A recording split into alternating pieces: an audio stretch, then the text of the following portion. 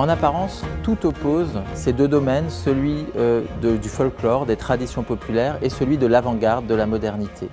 D'un côté, on aurait quelque chose qui est totalement bâti sur l'idée de continuité. Le folklore se transmet de génération en génération. C'est aussi quelque chose qui est souvent associé à l'idée de collectif. Il n'y a pas quelqu'un qui va signer un folklore. On va trouver des objets qui témoignent d'un folklore, mais le folklore, c'est avant tout un mode de pensée, un mode de vie.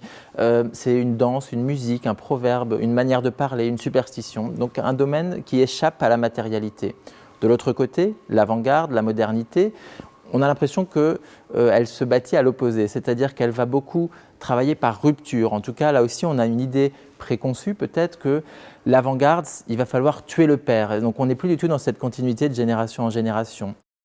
Et là, ce qu'on fait dans cette exposition, c'est un croisement assez inattendu, inhabituel, à la fois de disciplines, histoire de l'art et sciences humaines, ethnologie, folklore, anthropologie, et ce croisement avec des artistes modernes et contemporains qui côtoient des objets du folklore, ces objets collectés par les folkloristes de la fin du 19e jusqu'à aujourd'hui.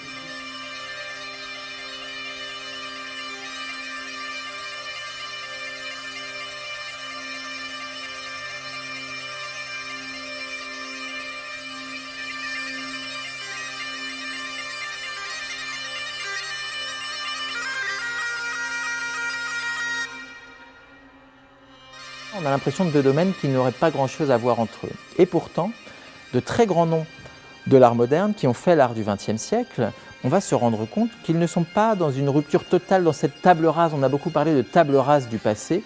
Des gens comme Paul Gauguin, Paul Sérusier, qui vont bâtir les premières pierres de l'art moderne et de l'abstraction, vont aller chercher du mysticisme en Bretagne lors de leur voyage. C'est l'une des sections de cette exposition.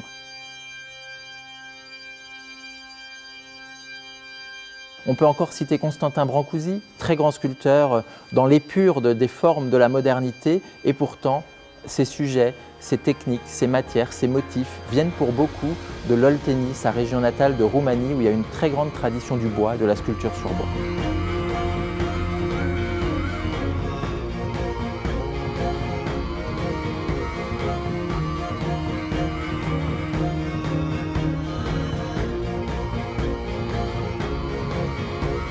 Et il y a une chose qui réunit dans l'histoire de l'art, mais aussi l'histoire des musées du XXe siècle et du XXIe siècle, les folkloristes et les artistes, c'est ce désir de capter le vivant, de témoigner de ce vivant, de quelque chose en train de disparaître aussi. Il y a ce sentiment de vouloir garder quelque chose, conserver quelque chose et le mettre au musée.